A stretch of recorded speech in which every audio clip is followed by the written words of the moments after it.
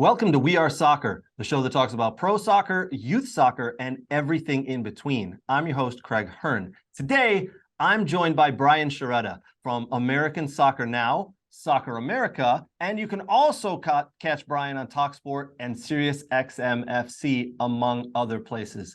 Brian, thank you so much for joining us on We Are Soccer. Thank you very much for having me.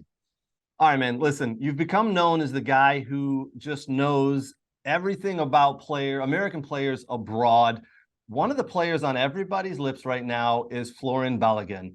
He was over here when the U.S. men's national team got together in camp. We saw pictures of him floating around at one of the basketball games. He was hanging out, being here. What's your thoughts on where this young man could end up? And is he really as good as what the now American public thinks he could be?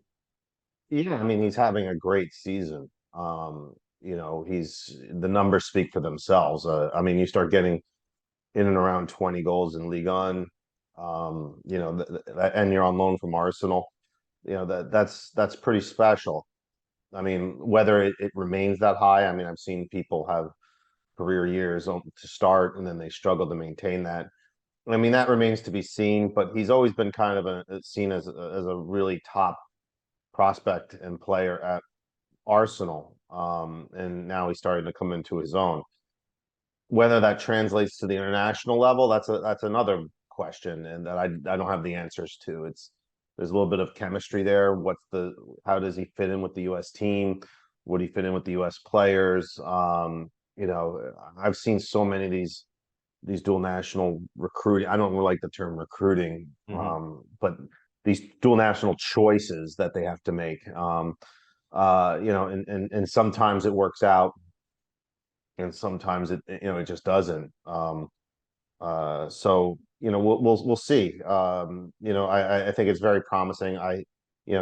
These things tend to follow momentum, so I think the momentum is trending towards a U.S. decision. Although this is just a very different one than like any of the ones I've seen kind of before. And the fact that I think he clearly does want to play for England.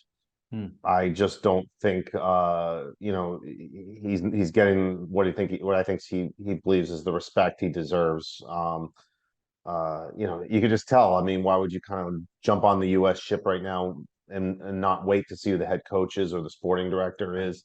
All these positions remain vacant. And this is more or less a dual national choice that's going to be a referendum on England and whether or not they want him or not. And also it's kind of a weird time to jump too, because it's like you could have just jumped last year before the World Cup, or you could just wait and see if you're going to emerge when the Euros get closer, and why not wait till next year ahead of the Copa America, when everyone now has more important tournaments ahead of them on their plate. So I don't know. I mean, it's a weird one. And then when he gives his only public comments on it so far were, I just want to play in front of millions of people. I want a big exposure. Like, that's usually not what they say when they're being recruited. It's usually they start talking about where their heart is and everything like that. And so yeah, it's a different one. And so there's still a lot of hoops of whether or not this is going to end in World Cup glory for him, and where and if it's going to ultimately make him happy. It's like I said, 90% of what the U.S. men's national team does is not very glorious. People do that for the 10% that it's great, but flying transatlantic in the middle of the season to go to Grenada and El Salvador and play in the rainy fields of in the middle of nowhere and in Jamaica. It's like it's a tough ask, and people have to do it because they want to do it, that's what I think Matt Turner was getting in when he says it's about the heart and it's about what you want to do. And I think he now has to kind of absorb as to what it entails, what this decision would entail. And because if he gets on board, he's going to have to show up for all of it, or else it's just not going to really work out for him. Absolutely. Good insight there. Another player who might have a decision to make this summer, full U.S. men's national team, and someone who's played for us a lot and is probably the known superstar, is Christian Pulisic at Chelsea. Obviously, he's had some health injury, some injury issues and some health pieces over the last year or two. He's played under a ton of different managers. Now another manager is going to come in, but there are so many players at Chelsea. Is there a spot for him really? And does he's good enough to play in another Premiership team, probably a mid-level to a higher level Premiership team. What are your feelings on Pulisic and what he should be doing this summer? Yeah, I mean, look, every managerial coach, every managerial change is almost like a club change, really, in that regards. It's how you're rated.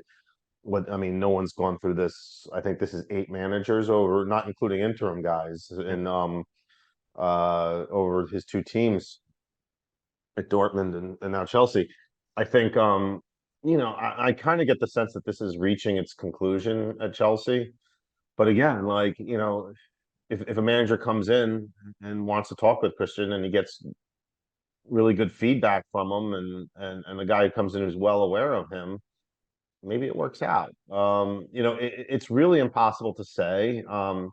I know Christian, based on his history, wants to stay in England. I mean, I think his goal was always, even when he was in Germany, there was always comments from his family and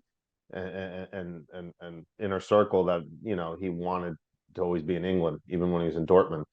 So you kind of got the sense this is, he's going to want to stay there, and then, but then of course you also have to be wanted too, and then you have to make sure that the financial side and what jives on the field there, at a potential suit, it works for him too. So it's way too early just to say. I think the last couple months here, he's just got to kind of play as hard as he can and stay healthy. I mean, that's gonna staying healthy with him and being able to play, you know, go more than 2 months without getting injured, I think is really what most clubs want to see in him right now, because that's always been kind of the problem with him. And it's always like these no major significant injuries, but just injuries popping up here and there. Yep. So I don't know. We'll see, but it's still too early. We have to use that old common term of he's got to put himself in the shop window for the next 2 months of the season, right? Like you said, he's got to stay healthy. He's got to show that he can stay healthy, but he's going to require a big price tag for Chelsea. Going to require a big price tag for him to move. Another player in the Premiership who hasn't been playing enough, probably because of injury, but you might have some more insight. Chris Richards at Crystal Palace. What's going on with Chris Richards? It's a lot of things. I never anticipated him going in to the season as a starter at Palace. But we knew Vieira liked him when he came on, and they paid us so much for him. It was a 8-figure deal. Um, so I got the sense that, like, yeah, you're going to get you're going to get your opportunity when they pay that much for you. But then of course he's getting injured, and injuries for him have kind of always been a constant thing too. It goes back to when he was at Hoffenheim, on loan from Bayern, and then also straight up at Hoffenheim. He just really hasn't been able to just stay healthy. I mean, I think last year in the calendar year of 2022, he was still only around 500 minutes the entire calendar year, first team minutes. And then it cost him a spot on the World Cup team. He was injured for that. I mean, he was missing Palace friendlies as soon as even into December, when they were preparing for the second half of the season. So it's been a process. Then he came back in January, had about 3 good games when he did well. And then I think he's been injured once or twice more since then. Look, it's a tricky situation for him because he is talented. Yeah. But if he struggles the rest of this season, and then doesn't, he's looking now at a fall when he has to play well. I mean, if he's going to go 2 calendar years of playing less than like 1,000 minutes combined over 2 years, that's not good. I mean, for someone who has all this potential. Now, yes, center backs mature later. We know this. It's not. This isn't a position where I think you absolutely need to get this many first team minutes early, but it's getting late early for Chris. So he's got to, he's shown his potential. He's shown his ability.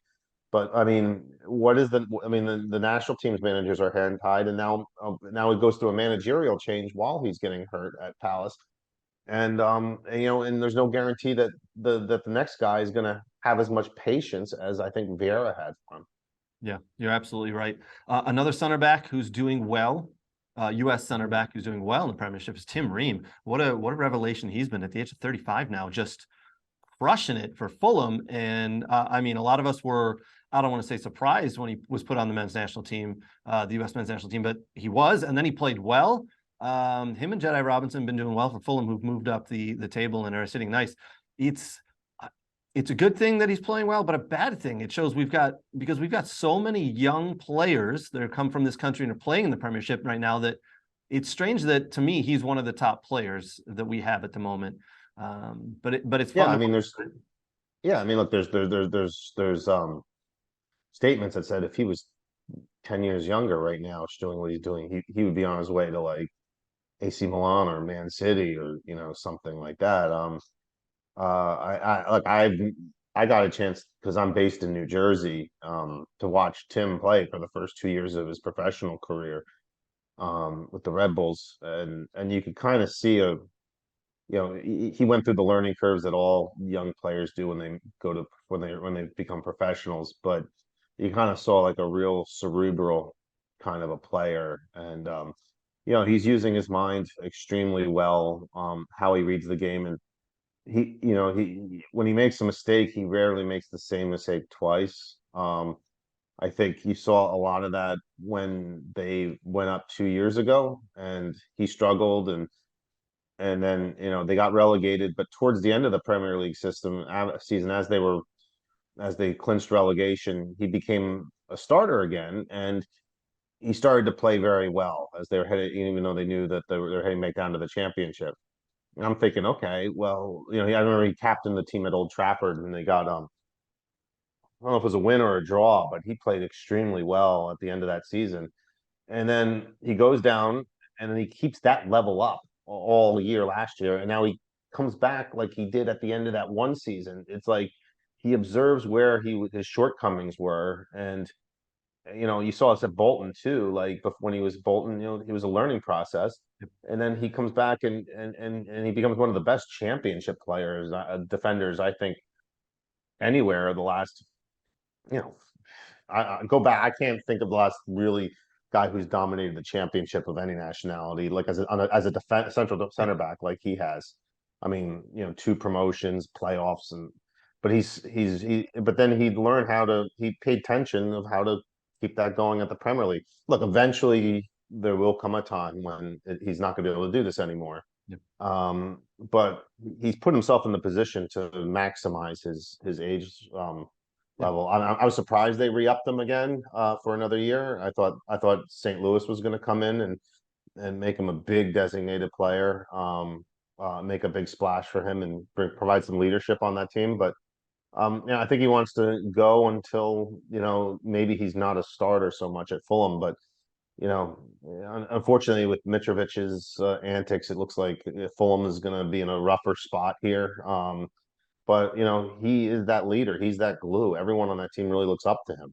Yeah, It's his off-field thing is just his off-field leadership is just as valuable as his playing.